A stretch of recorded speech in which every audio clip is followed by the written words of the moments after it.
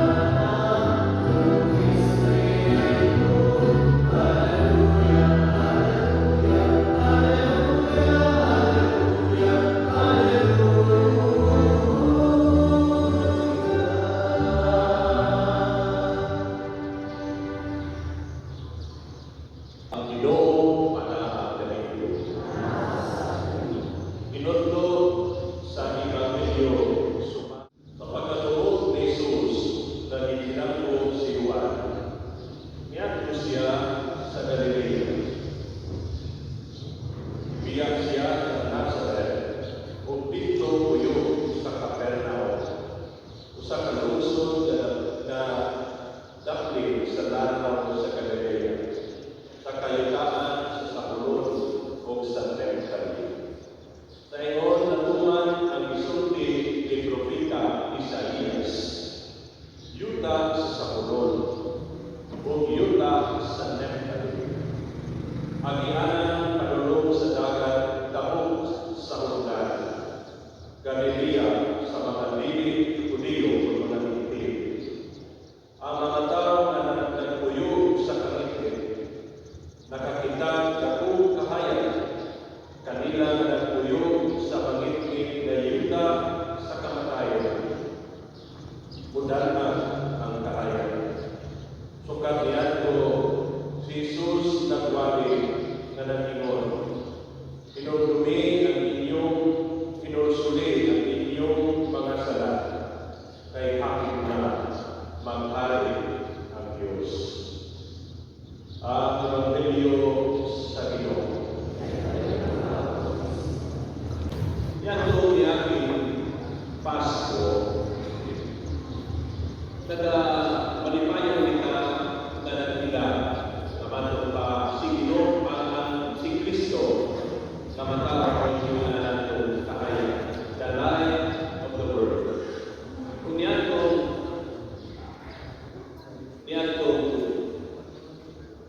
pag-ibig nato sa Domingo sa Epifania, nag-isgot ang simbahan na si Kristo maway ginanda siya'y ginapan.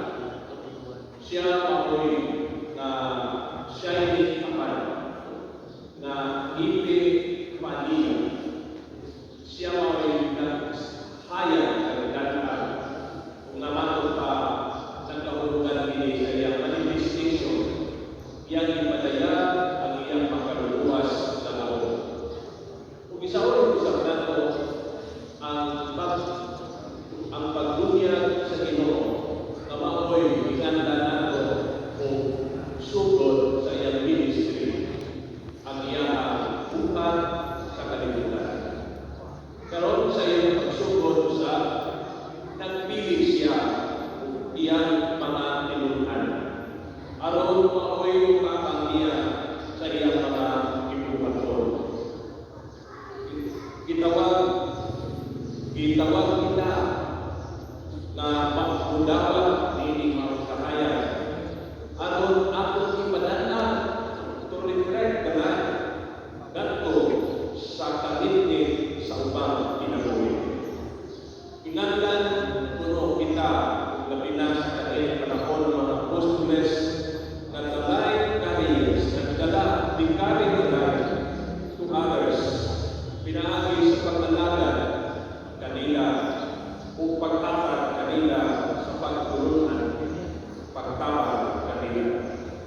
Diyan sa unang basahon kagon ni Propeta Isaías, isulat kini panahon sa fall of the North Kingdom, Jerusalem.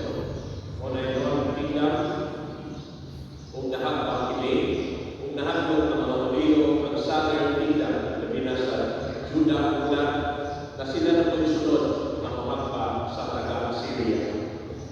O matutupad sa pagtulungan ni Propeta Isaías karon nagibasa, ang kahayan nagahatag ng paglaon. Kung nagahatag ini pagtulungan diha sa mga karawlan, kung kini mahimong matinuod pinaagi diha sa pag-praise of God na ang pagduwala sa Ginoo mabot kayo. Ikaduhang basahon karon nag-isgot kini na dili kita magpaka-luyan-luyan sa tao, kundi tumiluyan ulan. Namatong ba ni San Pablo, dunay San Pablo, dunay laing tao, dili ang atong loyalty diha sa Ginoo. Diyan sa pagpili karon, kinalawan ang pagpili sa Ginoo sa iyang mga apostoles aron matugpa biyaha na dadon niya ini mo'y mag-alaga kaniya. Kagayang ipadala ang iyang mga tinunan, aron iyang i-announce, iyang isakyaw ang pagharing sa Diyos. Iyang ipilit kining sila ang mga tinunan, diha sa pagsugod, diha sa metanoia, to change the heart, diha sa pagkinusod, to reform their life,